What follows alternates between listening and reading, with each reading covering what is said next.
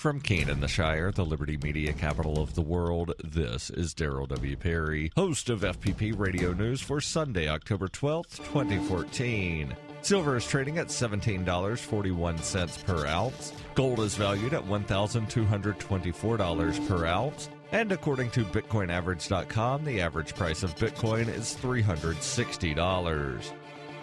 Antiwar.com reports losses continue to mount in the Kurdish town of Kobani along the border between Syria and Turkey, and while the YPG militia says they've succeeded in defending the town's central square, the Islamic State takeover continues to seem inevitable.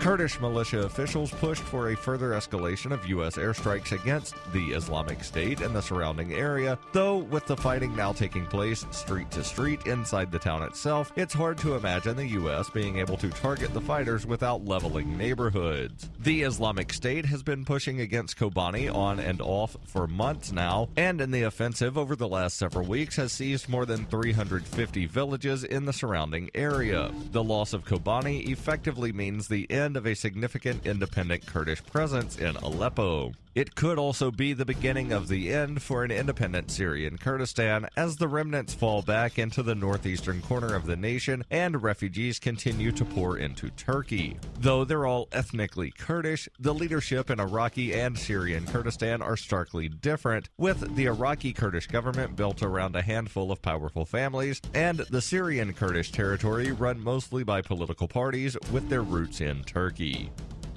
FPP Radio News is brought to you by the Doublespeak Dictionary. The Doublespeak Dictionary by Leslie Starr O'Hara satirizes the marked difference between the ideal of we the people and the reality of we the elite, while offering an insightful glimpse into the clockworks of the totalitarian mind. Ever irreverent but never irrelevant, the Doublespeak Dictionary serves as a subversive and humorous but timely reminder that the emperor has no clothes. The Doublespeak Dictionary is available from Amazon.com and all major bookstores.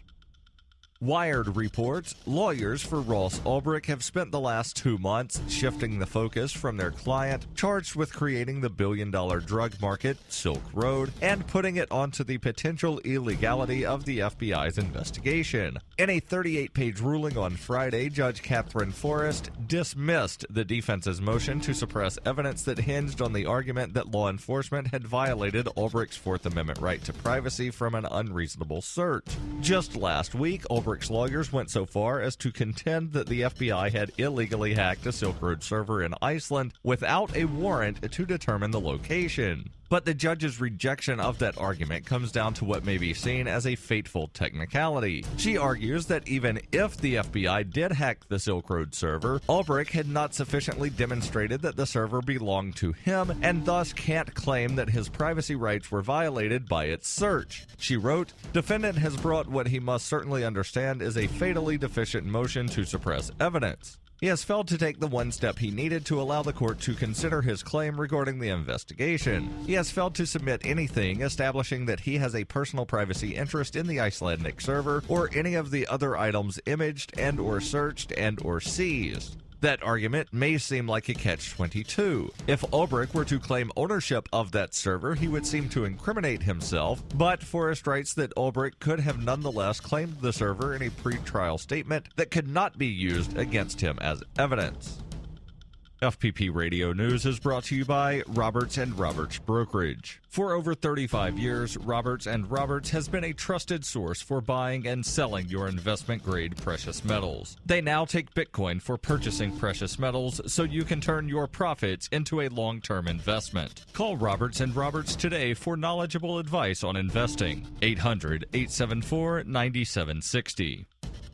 Reuters reports thousands of protesters marched through St. Louis on Saturday as part of a weekend of demonstrations against police violence organized after the fatal shooting of an unarmed teenager by a police officer over the summer. After a peaceful half-mile march through downtown, protesters rallied at Kiner Plaza. Organizers included Hands Up United, an activist group that emerged after the August 9th shooting of 18-year-old Michael Brown in suburban Ferguson, Missouri. Civil rights organizations and protest groups have invited people from around the country to join vigils and marches in the St. Louis area from Friday to Monday. This has been FPP Radio News, online at fppradio.com.